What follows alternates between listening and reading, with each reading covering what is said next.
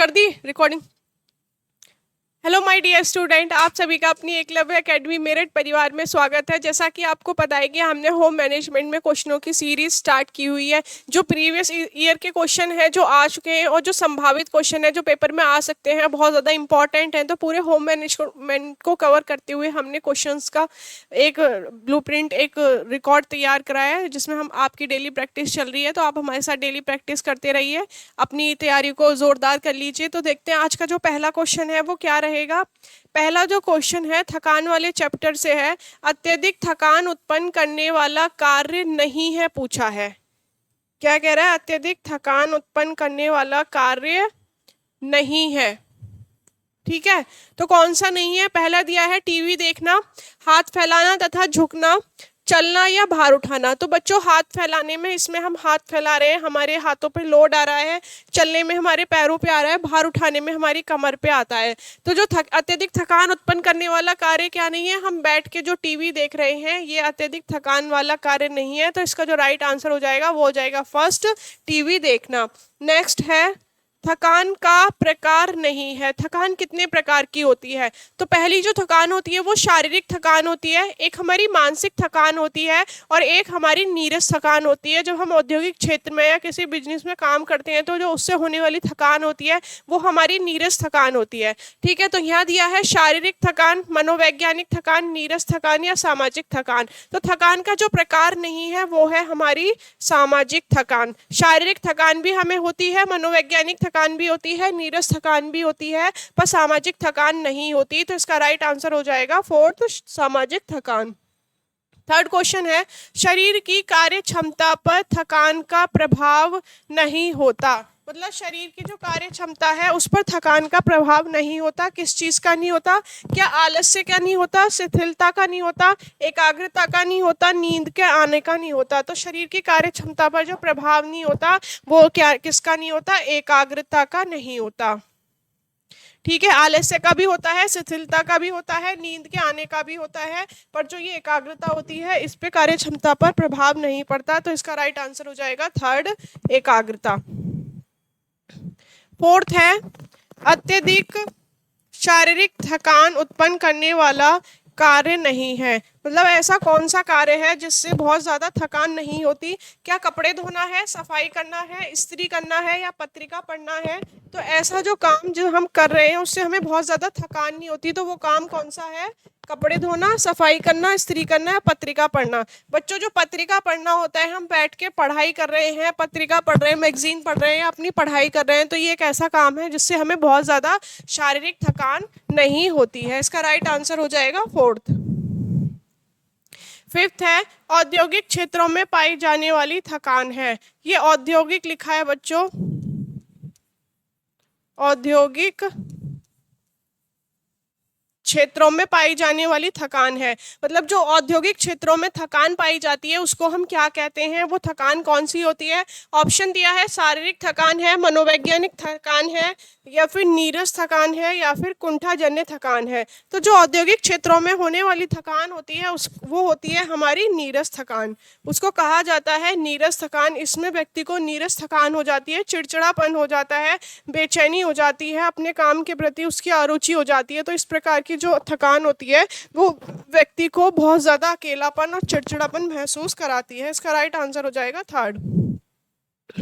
समय यंत्र का प्रकार नहीं है पूछा है। समय यंत्र का प्रकार नहीं है तो कौन सा नहीं है? क्या विश्राम काल नहीं है, कार्यवक्र नहीं है, अत्यधिक कार्यभार नहीं है, थकान नहीं है। तो समय यंत्र का जो प्रकार नहीं होता वो होता है थकान। ठीक है, इसका राइट आंसर हो जाएगा फोर्थ, थकान जो है ये समय यंत्र का प्रकार नहीं है। समय यंत्र में विश्राम काल आता है, कार्यवक्र आता है और अत्यधिक कार्यभार आता है। फोर्थ हो जाएगा हमारा थकान, जो हमारा समय यंत्र का प्रकार नहीं है। ठीक है, इसका राइट आंसर हो जाएगा फोर्थ। सेवेंथ है मध्यम शारीरिक परिश्रम करने वाला व्यक्तियों को कुल काम के घंटों का कितने प्रतिशत विश्राम मिलना चाहिए? एक मध्यम काम करने वाला, शारीरिक शारीरिक रूप से काम करने वाला व्यक्ति है, उसे अपने टोटल काम का, वो जितना काम कर रहा है पूरे दिन में, उसने अपने पूरे कुल काम का कितने प्रतिशत विश्राम लेना चाहिए? तो आप याद रखेंगे 70% उसको क्या करना चाहिए? विश्राम लेना चाहिए। तो इसका राइट आंसर हो जाएगा फोर्थ 70%। 8 है, कार्य के मध्य विश्राम काल का अर्थ है। कार्य के मध्य विश्राम काल, जो हम काम करते हैं उसके मध्य में जो हम थोड़े टाइम के लिए विश्राम करते हैं, जैसे हमने मॉर्निंग से काम किया, उसके बाद हमने लंच किया, उसके बाद क्या हम थोड़ा सा जो ब्रेक लेते हैं, आजकल उसे नैपिंग भी कहते हैं, कि आपने क्या किया, आप किसी ऑफिस वर्क में कर रहे हैं या कहीं काम कर रहे हैं, तो आपने लंच किया, उसके बाद आप हेड डाउन करके थोड़ी देर बैठ गए या थोड़ी देर रेस्ट कर लिया, तो उसको नैपिंग कहा जाता है, विश्राम काल कहा जाता है। तो इसका अर्थ होता है कार्य पूर्णतः बंद कर देना या कार्य अंशतः बंद कर देना, कुछ समय कार्य के तनाव से मुक्ति या कार्य की दशा में परिवर्तित कर देना। तो बच्चों इसका अर्थ होता है कुछ समय के लिए कार्य के तनाव से मुक्ति ले लेना, मतलब आप लगातार काम कर रहे हैं और कुछ टाइम के लिए अपने कार्य से मुक्ति ले लेना, थोड़े टाइम के लिए अपने माइंड को रेस्ट दे देना, वो हो जाता है इसका अर्थ कि समय कार्य के तनाव से मुक्ति ले लेना कुछ टाइम के लिए, जिसे नैपिंग भी कहते हैं इंग्लिश में, कि नैप ले लो, थोड़ी सी नैपिंग कर लो, उससे आपका शरीर फिर से एनर्जेटिक हो जाएगा, फिर से आपका माइंड थोड़ा रिफ्रेश हो जाएगा और आप अपना वर्क इजीली स्टार्ट कर सकते हैं। तो इसका राइट आंसर हो जाएगा थर्ड। 9 है, अनावश्यक गतियों का विश्लेषण जिनका उन्मूलन किया जाना है, निम्न में से किसके अंतर्गत किया जाता है? अनावश्यक गतिविधियों का विश्लेषण जिनका उन्मूलन किया जाना है, निम्न में से किसके अंतर्गत आती हैं? तो आपको पता है कि कार्य सरलीकरण से लिया गया है। कार्य सरलीकरण की 2 टेक्निक होती हैं, एक औपचारिक होती है, एक पेन पेंसिल तकनीक होती है, जिसे अनौपचारिक भी कहते हैं। तो इसमें हमें क्या करना है, जो अनावश्यक गतियों हैं उनका विश्लेषण जिनका उन्मूलन किया जाना है, निम्न में से किसके अंतर्गत आएगा? तो बच्चों ये आता है साइक्लोग्राफ के अंतर्गत, जिसमें क्या होता है, हम एक यंत्र के द्वारा व्यक्ति के कार्य की गति का चित्र प्रस्तुत करते हैं और उसके हिसाब से हम उसके कार्य को एक्सप्लेन करते हैं, देखते हैं कि व्यक्ति ने कितने कार्य किए, उसके कार्य का विश्लेषण करते हैं। इसमें क्या होता है, एक यंत्र होता है, 2 उंगलियों के बीच में लगा दिया जाता है, उसमें एक बल्ब होता है और उस प्रकाश की सहायता से वो उसका चित्र क्लिक कर लेता है, जो व्यक्ति काम करता है उसकी कार्य की गति का, तो उस प्रकार से उसके कार्य का विश्लेषण किया जाता है। तो ये किसके अंदर होता है? ये होता है हमारा साइक्लोग्राफ के अंदर, और इस यंत्र का नाम होता है क्रोनोसाइक्लोग्राफी, जिस यंत्र की सहायता से इसको किया जाता है। 10th है, मनुष्य के क्रियाशील परिवेश के वैज्ञानिक अध्ययन को क्या कहते हैं? मनुष्य का जो क्रियाशील परिवेश होता है, एनवायरनमेंट होता है, उसका जो पर्यावरण है, उसके वैज्ञानिक अध्ययन को क्या कहते हैं? तो आपने सुना होगा एग्रोनॉमिक्स होता है, ये क्या होता है, एक वैज्ञानिक अध्ययन होता है। इसमें क्या होता है, ये एग्रोनॉमिक्स जो होता है ये ग्रीक भाषा का शब्द है,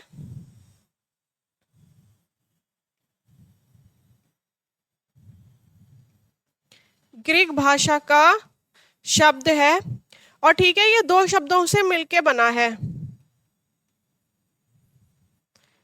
इर्गोन और नॉमिक्स, ठीक है। और इर्गोन का मतलब होता है काम, नॉमिक्स का मतलब होता है प्राकृतिक नियम,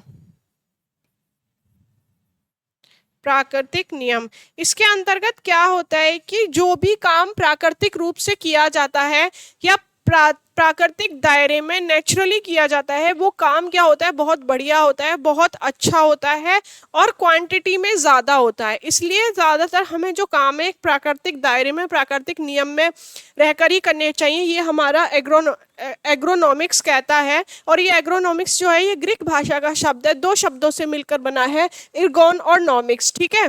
और क्या होता है, इसमें व्यक्ति और मशीन के बीच कार्य के संतुलन को प्रदर्शित किया जाता है। व्यक्ति और मशीन के बीच में जो काम हो रहा है उस दोनों की क्रिया का विश्लेषण किया जाता है। आपको पता है कि जो भी हम काम करते हैं, कितना हमें झुकना है, कितना हमें ऊपर उठा के सामान लेना है, ये सब हमारा एर्गोनॉमिक्स ही होता है जो डिसाइड करता है कि काम इस तरह से किया जाए कि काम ज़्यादा हो और शरीर पे ज़्यादा लोड भी ना आए और थकान भी ना हो, और काम क्या है बहुत ज़्यादा बेहतर, बहुत ज़्यादा अच्छा हो। आपको पता है कि जब हम गाड़ी चलाते हैं, जो गाड़ी का हैंडल होता है हम उसे घुमाते हैं तो वो कितनी ऊंचाई पर लगा होता है। हमारा जो गाड़ी का हैंडल है, जो उसका स्टेयरिंग होता है, वो कितनी ऊंचाई पर होना चाहिए कि उस तो ये सब कौन डिसाइड करता है? ये हमारा एर्गोनॉमिक्स ही है जो डिसाइड करता है कि गाड़ी का हैंडल कितना ऊपर होना चाहिए, स्कूटी का हैंडल कहाँ होना चाहिए, गाड़ी का स्टेयरिंग कितना ऊपर नीचे होना चाहिए, जिससे क्या हो, व्यक्ति आराम से अपना काम कर सके और उसको किसी भी प्रकार की थकान ना हो। तो ये हमारे एर्गोनॉमिक्स के अंदर आता है। इस अध्ययन को हम कहते हैं एर्गोनॉमिक्स। 8 क्वेश्चन है, कार्य सरलीकरण किन स्त्रियों के लिए बहुत अत्यधिक महत्वपूर्ण है? तो ये जो मुंडेल जी हैं, इन्होंने कार्य सरलीकरण की जो प्रक्रिया बताई थी, ये ज्यादातर उन लोगों के लिए बताई थी जो शरीर से क्या होते हैं, शारीरिक दृष्टि से अपंग होते हैं। ठीक है, जिनके शरीर में मतलब कुछ फिजिकली उनका कोई कमी होती है, वो नहीं कर पाते हैं, या फिर किसी वजह से वो वर्किंग है, तो कार्य को किस तरह से उसे सरल बना ले कि काम भी हो जाए और कोई काम भी डिस्टर्ब ना हो, ठीक है, शारीरिक थकान भी ना हो। तो जो कार्य सरलीकरण किन स्त्रियों के लिए बहुत ज़्यादा उपयोगी होता है, तो यहाँ हम देखेंगे शारीरिक दृष्टि से जो अपंग होती हैं उनके लिए कार्य सरलीकरण की जो टेक्निक होती है ये बहुत ही ज़्यादा उपयोगी होती है। 12th है, कार्य सरलीकरण की प्रमुख तकनीक है। कार्य सरलीकरण की मुंडेल जी ने 2 तकनीक बनाई है, एक औपचारिक बताई है और एक क्या बताई है, कार्य सरलीकरण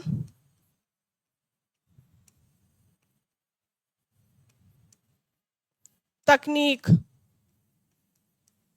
2 हैं। एक है हमारी औपचारिक, ये प्रयोगशाला में ही संभव हो पाती है, और एक होती है हमारी पेन पेंसिल।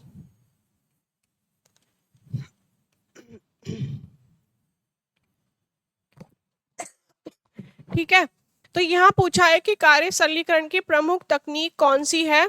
क्या व्यक्तिगत है तकनीक है, सामूहिक तकनीक है, औपचारिक तकनीक है, या फिर ग्राफ तकनीक है? तो जो कार्य सरलीकरण की 2 टेक्निक होती हैं, एक तो हमारी औपचारिक होती है, एक हमारी पेन पेंसिल होती है। तो यहाँ ऑप्शन में हमें पेन पेंसिल दिया नहीं है, औपचारिक दी है, तो इसका राइट आंसर हो जाएगा कार्य सरलीकरण की प्रमुख तकनीक कौन सी है, तो वो है हमारी औपचारिक तकनीक। थर्ड आंसर इसका राइट हो जाएगा। 13 क्वेश्चन है, औपचारिक तकनीक का भाग नहीं है। औपचारिक जो तकनीक है इसका भाग नहीं है,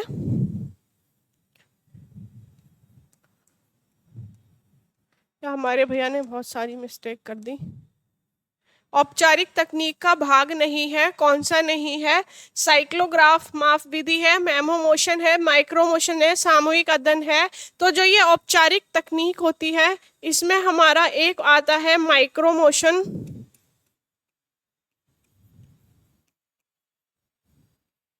एक होता है हमारा मेमो मोशन,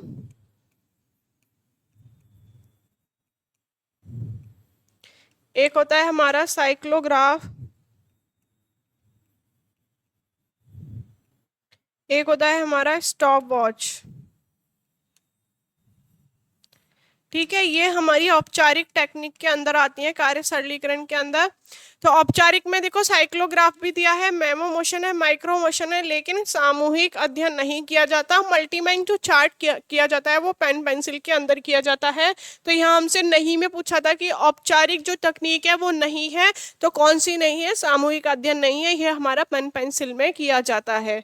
ठीक है, उसके बाद है हमारा 14 क्वेश्चन, औपचारिक तकनीक की विधि नहीं है। औपचारिक तकनीक में पूछा है कि जो विधि नहीं है, बच्चों यहाँ पे आएगा ये अनौपचारिक।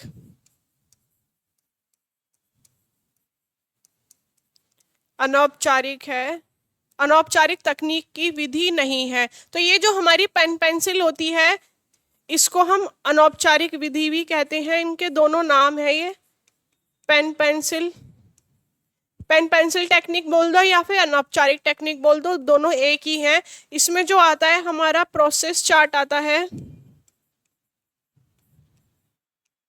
और आता है हमारा पाथवे चार्ट जो गिलबर्ट ने दिया है। एक होता है हमारा ऑपरेशन चार्ट,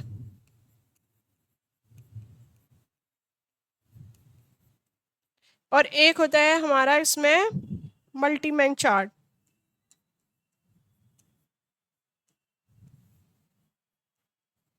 ठीक है, तो ऑप्शन में दिया था अनौपचारिक टेक्निक की विधि नहीं है, प्रोसेस चार्ट है, ऑपरेशन चार्ट है, पाथवे चार्ट है, लेकिन पॉफ चार्ट नहीं है। ये हमारे अनौपचारिक टेक्निक के अंदर नहीं आता, तो इसका राइट आंसर हो जाएगा थर्ड। 15 है, प्रोसेस चार्ट में त्रिभुज का क्या अभिप्राय है। तो ये जो प्रोसेस चार्ट होता है इसमें हम 3 मुख्य बिंदुओं का, प्रतीकों का प्रयोग करते हैं। ठीक है, आपको बताती हूँ एक एक करके। पहला होता है बहुत छोटा सा, पहला होता है एक छोटा बिंदु, ये होता है एक स्थान से दूसरे स्थान पर जाना। इन प्रतीकों के द्वारा ही हम व्यक्ति की कार्य की गतियों का विश्लेषण करते हैं, एक स्थान से दूसरे स्थान पर जाना। एक होता है बड़ा सर्कल, इसका मतलब होता है कार्य करना, मतलब कार्य चल रहा है, कार्य हो रहा है, जो व्यक्ति है वो कार्य कर रहा है। ठीक है, फिर आता है हमारा ट्राइंगल। ट्राइंगल में क्या होता है कि रुकावट, कोई अवरोध आ गया जिसकी वजह से क्या हुआ, काम जो है हमारा रुक गया। फिर होता है हमारा स्क्वायर, इसका मतलब होता है निरीक्षण, कि काम की क्या चल रही है, जांच चल रही है, निरीक्षण हो रहा है। ठीक है, फिर ये गोला होता है, सर्कल, जो पूरी तरह से भरा हुआ होता है, इसका मतलब होता है गति एवं कार्य साथ साथ चल रहे हैं। ठीक है, तो ये 5 प्रतीक होते हैं प्रोसेस चार्ट में, जिसके द्वारा हम व्यक्ति की गतियों का विश्लेषण करते हैं। जो छोटा सर्कल होता है इसका मतलब होता है एक स्थान से दूसरे स्थान पर जाना। बड़ा सर्कल कार्य करना, मतलब कार्य चल रहा है, इसका हमें पता चलता है। अगर त्रिभुज है तो उससे हमें पता है कि रुकावट, कोई काम में क्या आ गया, रुकावट आ गई। स्क्वायर है तो इसका मतलब है निरीक्षण हो रहा है, जांच हो रही है। और अगर छोटा सर्कल है वो पूरी तरह से भरा हुआ है तो उसका मतलब है जो गति और कार्य हैं वो साथ साथ चल रहे हैं। क्वेश्चन में हमसे पूछा था प्रोसेस चार्ट में त्रिभुज, इस त्रिभुज का क्या अभिप्राय है। तो बच्चों देखो, त्रिभुज का होता है रुकावट या अवरोध। तो कार्य में गति, कार्य में निरंतरता, कार्य में रुकावट या कार्य, ये किसके अंदर आ गया, ये जो त्रिभुज है ये हमें प्रदर्शित कर रहा है कि कार्य में क्या आ गया, रुकावट आ गया, अवरोध आ गया। इसका राइट आंसर हो जाएगा हमारा थर्ड।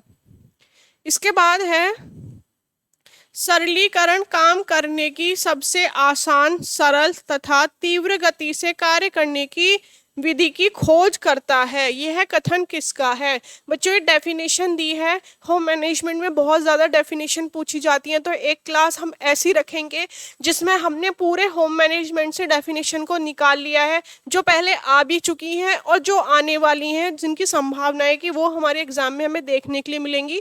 तो आपके लिए बहुत आसानी हो जाएगी कि आपको जगह जगह से जो डेफिनेशन है वो याद नहीं करनी पड़ेंगी, एक ही क्लास में आपको सारी डेफिनेशन मिल जाएंगी। तो आपको कंपैरिजन करने में भी दिक्कत नहीं होगी और आपको आसानी रहेगी। ठीक है, तो यहाँ पे दिया था कि सरलीकरण की डेफिनेशन दी है, क्या दी है, सरलीकरण काम करने की सबसे आसान, सरल और तीव्र गति से कार्य करने की विधि है, विधि की खोज है। तो ये कथन किसने कहा है, ये कहा है हमारा निकेल एवं डॉर्सी ने ये डेफिनेशन दी है। इसका राइट आंसर हो जाएगा फर्स्ट। इसके बाद है परिवर्तन के वर्ग का विचार सर्वप्रथम किसने दिया था।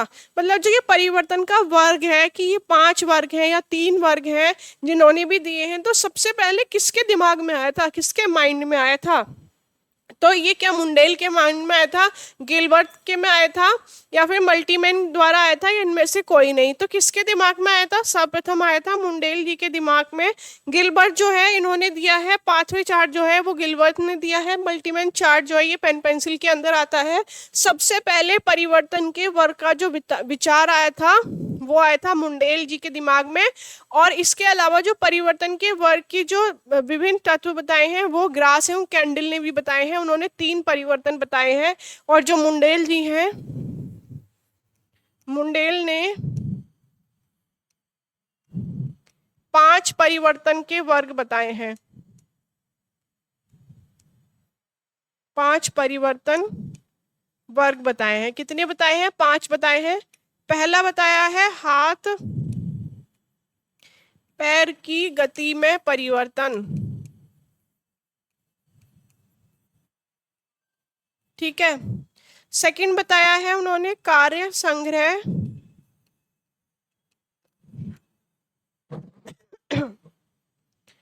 स्थान तथा उपकरण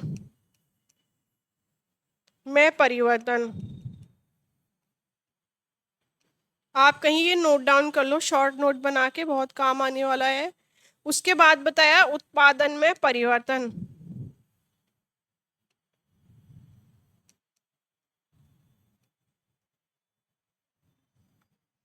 उसके बाद बताया है अंतिम उत्पाद में परिवर्तन।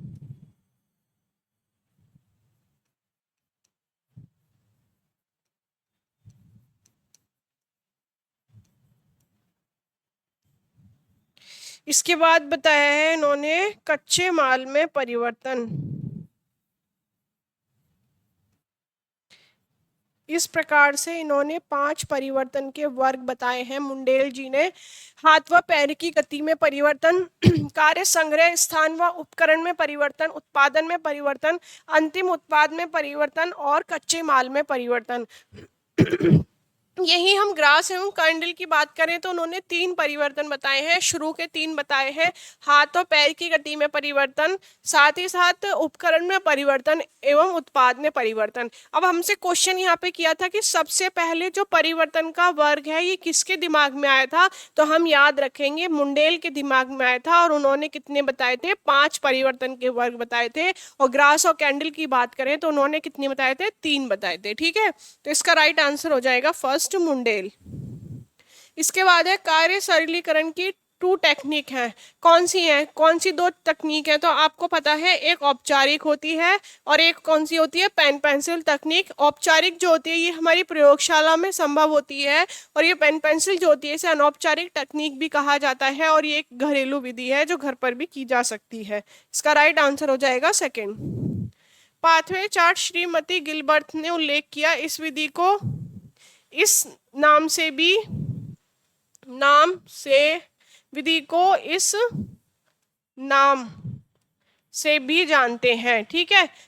कौन सी विधि है? तो क्या ऑपरेशन चार्ट है, पिन व धागे की विधि है, फ्लोर विधि है, चरणों के क्रम की विधि है? तो आप याद रखेंगे जो पाथवे चार्ट है वो गिलबर्ट ने दिया था, और वो पिन और धागे की विधि भी जाना जाता है। पिन और धागे की विधि भी जाना जाता है। इसमें क्या होता है, हम एक तखत ले लेते हैं या फिर एक फ्लोर प्लान तैयार कर लेते हैं, और इस फ्लोर प्लान में क्या करते हैं, एक धागा ले लेते हैं, और उस फ्लोर प्लान में या उस चार्ट में कीलें लगी होती हैं, ठीक है।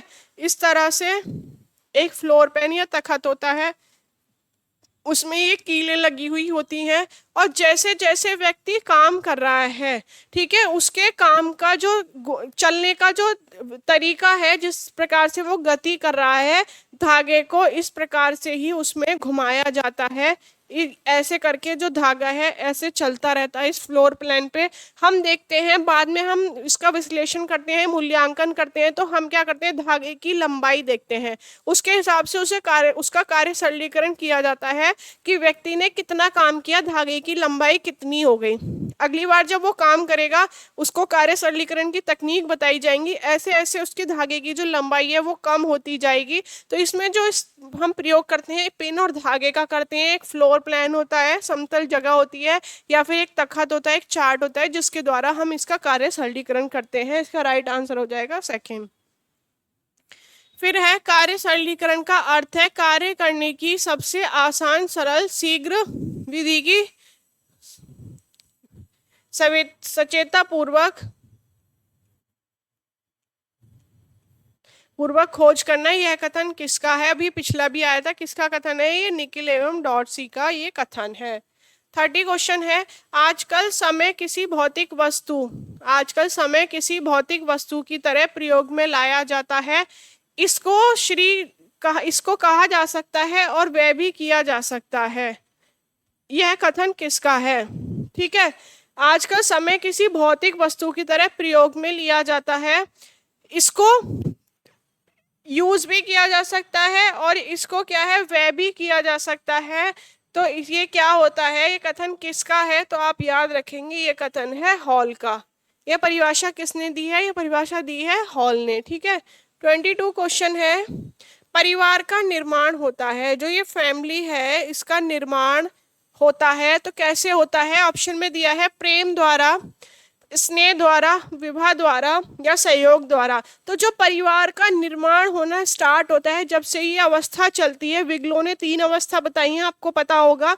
और जब से परिवार का निर्माण शुरू होता है वो होता है हमारे विवाह के बाद। अच्छा, विवाह के बाद हमारी पहली अवस्था चल जाती है प्रारंभिक अवस्था, जिसे हम स्थापना काल भी कहते हैं, स्थापत्य काल भी कहते हैं। तो परिवार का निर्माण कब होता है? विवाह के बाद। ठीक है, इसका राइट आंसर हो जाएगा 3rd। 23 है, पारिवारिक जीवन चक्र की प्रथम अवस्था में समय की मांग होती है। समय जो है इसकी कितनी मांग होती है? प्रारंभिक प्रथम जो अवस्था होती है, इसको स्थापना काल भी कहते हैं, स्थापना काल भी कहते हैं। और इसमें क्या होता है? हस्बैंड वाइफ ही होते हैं। विवाह के पश्चात वो क्या करते हैं? अपने परिवार का निर्माण करते हैं, स्थापना करते हैं प्रारंभिक अवस्था में। और इसमें जो समय की मांग होती है वो क्या होती है? कम होती है। सबसे ज्यादा जो समय की मांग होती है वो होती है हमारी द्वितीय अवस्था में, विस्तृत अवस्था इसे कहते हैं, जिसमें हमारे बच्चे हो जाते हैं, वो जब कुछ बड़े हो जाते हैं तो विद्यालय जाना शुरू कर देते हैं, उसके बाद वो कॉलेज जाते हैं, उसके बाद वो अपने करियर के स्टार्टिंग करते हैं और करियर के बाद वो अपना अच्छी एक जॉब प्राप्त कर लेते हैं। तो वो एक बहुत लंबी अवस्था होती है, एक विस्तृत अवस्था होती है, जिसमें बहुत ज़्यादा वर्कलोड होता है, बहुत ज़्यादा समय की मांग होती है। और जो कम होती है वो प्रारंभिक अवस्था में होती है। और लास्ट में वो तृतीय जो अवस्था आती है, संकुचित अवस्था, उसमें भी समय की मांग थोड़ी कम हो जाती है। 24 है, पारिवारिक जीवन चक्र की तृतीय अवस्था में परिवार हो जाता है। बच्चों, तो पहली अवस्था होती है, इसमें कौन होते हैं? हस्बैंड वाइफ होते हैं। दूसरी अवस्था में हस्बैंड वाइफ प्लस चिल्ड्रन होते हैं। और तृतीय अवस्था में क्या होता है कि फिर से हस्बैंड वाइफ रह जाते हैं। बच्चे जो होते हैं वो अपना करियर बनाने के लिए बाहर चले जाते हैं, नौकरी पेशा करने लगते हैं, या उनकी शादी हो जाती है, अलग सेटल हो जाते हैं। जो तृतीय अवस्था होती है ये होती है हमारी संकुचित अवस्था, जो केवल हस्बैंड वाइफ की रह जाती है, फिर से वो वापस दोनों अकेले रह जाते हैं। ठीक है, इसके बाद है टीएमयू शब्द है। तो यहाँ हमसे टीएमयू का क्वेश्चन पूछा है, ये पहले आपने देखा होगा, क्वेश्चन सॉल्व किए होंगे, पहले भी ये क्वेश्चन आया हुआ है, तो हम याद रखेंगे। इसकी फुल फॉर्म होती है time measurement unit. 3rd option इसका राइट आंसर है। टीएमयू 1 सेकंड का कौन सा भाग मेजर करता है? 1 सेकंड का कौन सा भाग मेजर करता है, ये हमसे पूछा है। ये पहले भी क्वेश्चन आया है। तो कौन सा भाग करता है? ये करता है 0.036वां जो भाग है टीएमयू, वो हमारा मेजर करता है। योजना के मूल्यांकन क्या कह रहा है? इवैल्यूएशन के लिए चार्ट की सहायता ली जाती है। और यह चार्ट है, कोई योजना है, कोई प्लानिंग है, जिसके इवैल्यूएशन, जिसका निरीक्षण, जिसका मूल्यांकन करने के लिए हमें एक चार्ट की जरूरत होती है। और उस चार्ट को क्या कहा जाता है? गैंट चार्ट कहा जाता है। और इस चार्ट में यह देखा जाता है कि काम सही तरीके से हुआ या नहीं, या किस प्रकार से काम हुआ या नहीं, ये हमारा किसके अंदर देखते हैं? हम गैंट चार्ट के अंदर देखते हैं। और उसके द्वारा ही हमें पता चलता है, अपनी प्लानिंग जो हमने योजना बनाई है उसका हम मूल्यांकन करते हैं, तो वो गैंट चार्ट के अंदर करते हैं। 28 क्वेश्चन है, परिवार 2 संबंधित युवा व्यक्तियों से आरंभ होता है। ठीक है, परिवार 2 संबंधित युवा व्यक्तियों से आरंभ होता है। और अपनी विस्तृत अवस्था में वृद्धि करता है। सबसे ज्यादा क्या होता है, विस्तृत अवस्था में वृद्धि होती है जब बच्चे हो जाते हैं, विद्यालय जाने लगते हैं, ठीक है। और अंत में दो वृद्ध व्यक्तियों के रूप में ही पुनः आ जाता है। पहली अवस्था, दो युवा व्यक्ति थे, उनकी शादी हुई, इन्होंने क्या किया, परिवार का निर्माण किया। दूसरी हो गई विस्तृत अवस्था, जो क्या हुई, उसने वृद्धि की, बहुत लंबे समय तक चली, समय की मांग बहुत ज्यादा थी, बच्चे थे, उनको पढ़ाना था, लिखाना था, नौकरी करवानी थी, उनको रोजगार अच्छा दिलाना था, उनकी परवरिश करनी थी। और अंत में क्या होता है, तृतीय अवस्था में फिर वो संकुचित अवस्था हो जाती है, उसमें दो वृद्ध व्यक्ति ही रह जाते हैं, ठीक है। तो ये परिणाम किस विद्वान ने दिया है, ये डेफिनेशन किसने दी है, तो ये दी है हमारी ग्रास एवं कैंडल ने ये डेफिनेशन दी है, ठीक है। इसका राइट आंसर हो जाएगा थर्ड। 29 है, पारिवारिक जीवन चक्र का प्रारंभ होता है। पारिवारिक जो जीवन चक्र है, जब परिवार का निर्माण होता है तो वो कब प्रारंभ हो जाता है, क्या विवाह के पश्चात हो जाता है, बच्चों के जन्म के पश्चात हो जाता है, वृद्धावस्था में हो जाता है, या किशोरावस्था में हो जाता है, तो कब हो जाता है, विवाह के पश्चात हो जाता है, बच्चों के जन्म के पश्चात, तो द्वितीय अवस्था चल जाती है हमारी, विस्तृत अवस्था जिसे हम कहते हैं। तो ये जो पारिवारिक जीवन चक्र स्टार्ट होता है, आरंभ होता है, वो कब हो जाता है, विवाह के पश्चात।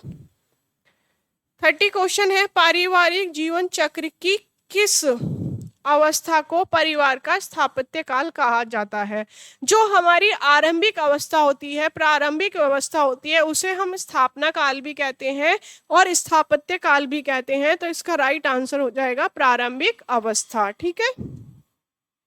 31 है, पारिवारिक जीवन चक्र को किस विद्वान ने प्रमुख 3 सोपानों में विभक्त किया है। हमारे एक विद्वान हैं जिन्होंने पारिवारिक जीवन चक्र को 3 अवस्थाओं में बांटा है। एक प्रारंभिक अवस्था है, दूसरी हमारी विस्तृत अवस्था है, तीसरी हमारी संकुचित अवस्था है। तो वो किसने बताया है, वो बताया है विग्लो ने। इसका राइट आंसर हो जाएगा विग्लो। विग्लो ने पारिवारिक जीवन चक्र की अवस्थाओं के बारे में बताया है, 3 सोपानों में इसे विभक्त किया है।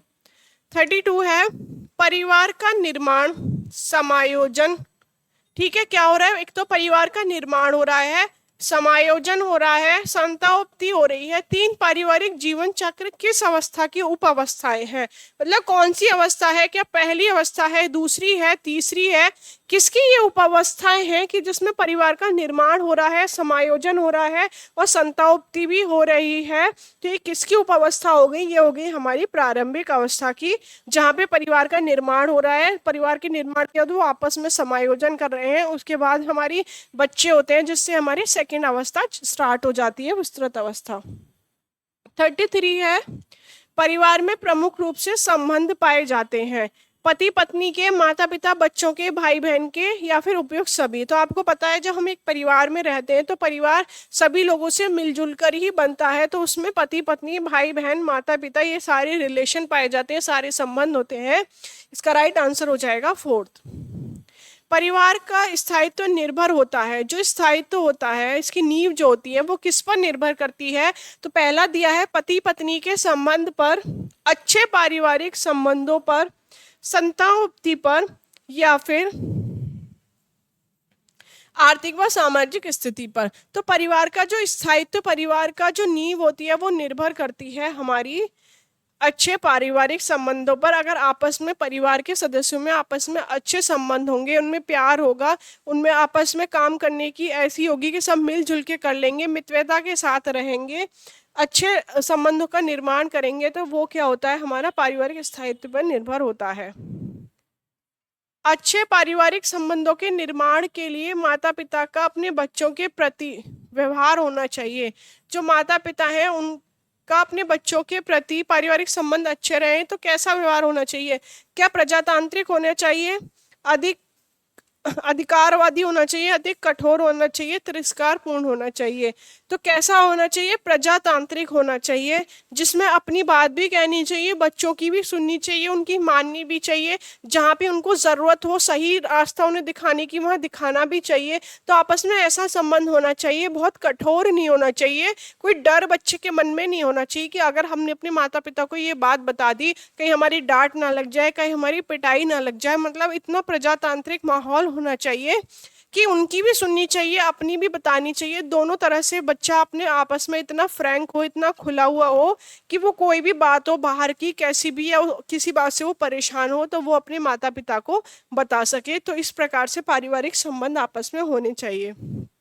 36 है, पिता का पुत्र के साथ व्यवहार होना चाहिए। कैसा होना चाहिए? मित्रवत होना चाहिए, सहयोगी होना चाहिए, स्नेहपूर्ण होना चाहिए, उपयुक्त सभी।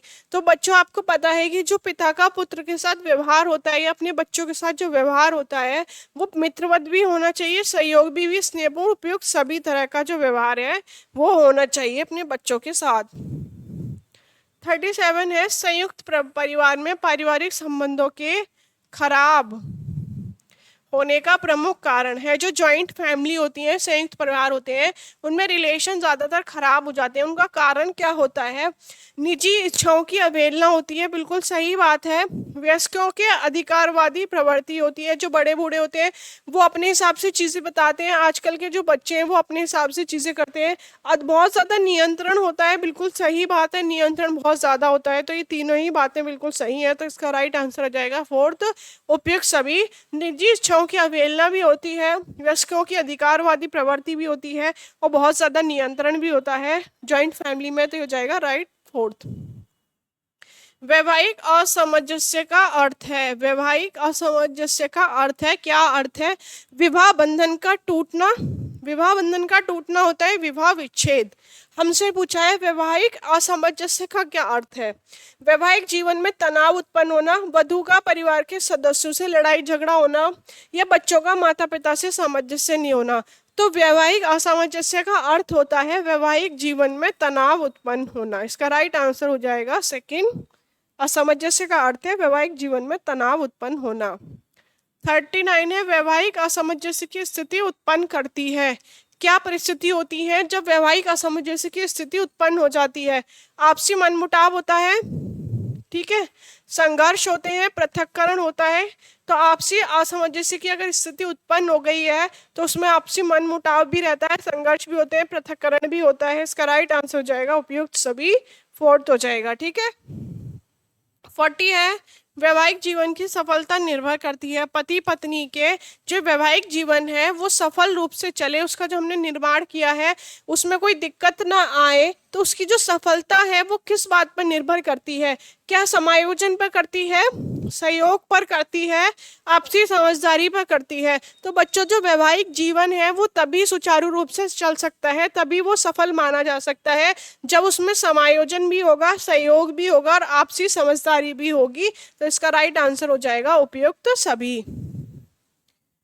इसके बाद है 41, परिवार का मौलिक और सार्वभौमिक कार्य है। देखो परिवार के मौलिक और सार्वभौमिक कार्य क्या होते हैं? परिवार के 3 प्रकार के कार्य होते हैं। पहला होता है प्राणी शास्त्रीय सुरक्षा,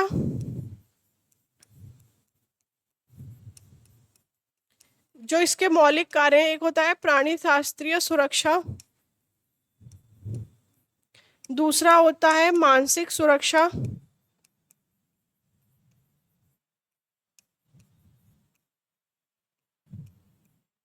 थर्ड होता है शारीरिक सुरक्षा।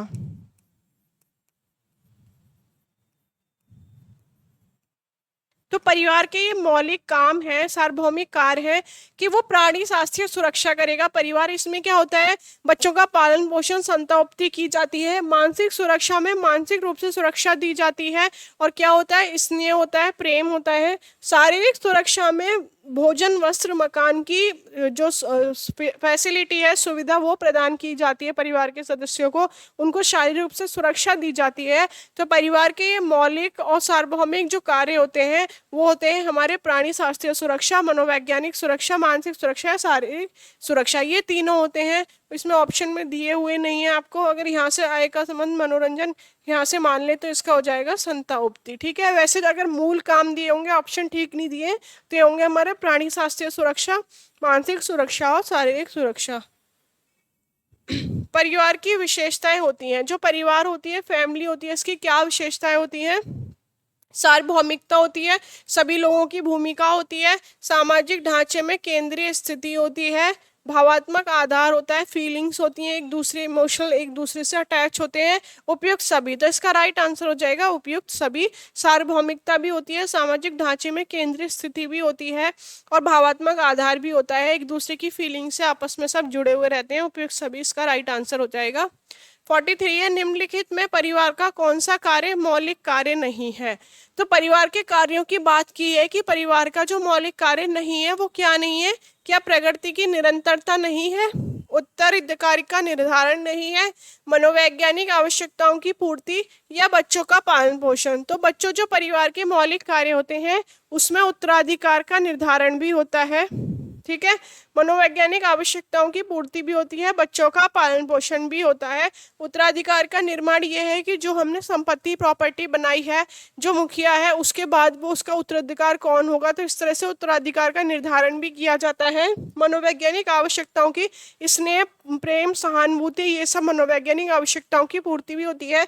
बच्चों का पालन पोषण भी होता है, पर इसका जो मौलिक काम नहीं होता है वो होता है प्रकृति की निरंतरता। इसका राइट आंसर हो जाएगा प्रकृति की निरंतरता, ठीक है। अगला क्वेश्चन है, जब एक स्त्री कई पुरुषों से विवाह कर परिवार की स्थापना करती है तो ऐसे परिवार को कहते हैं। जब एक स्त्री है वो एक दो तीन चार पुरुषों से विवाह कर रही है, कई पुरुषों से विवाह कर रही है, तो उस प्रकार के विवाह को क्या कहा जाता है, उस प्रकार के विवाह को कहा जाता है बहुपति विवाह। और यही इसके विपरीत अगर एक पुरुष है वो कई महिलाओं से कई स्त्रियों से शादी कर रहा है तो उसे हम कहते हैं बहुपत्नी विवाह। एक विवाह जो हमारे चलन में है, एक विवाह होता है सामूहिक विवाह, समूह एक समूह है उसमें कई सारे लोगों का विवाह एक साथ हो रहा है। तो जब एक स्त्री कई पुरुषों से विवाह कर रही है तो उसे कहते हैं बहुपति विवाह। 45 क्वेश्चन है, संख्या के आधार पर इनमें से परिवार कौन से प्रकार का होता है। अगर हम संख्या के आधार पर देखें तो हमारे तीन प्रकार के परिवार होते हैं। एक होता है हमारा एकल प्राथमिक परिवार, जिसे एकल परिवार भी कहते हैं, न्यूक्लियर फैमिली भी कहा जाता है।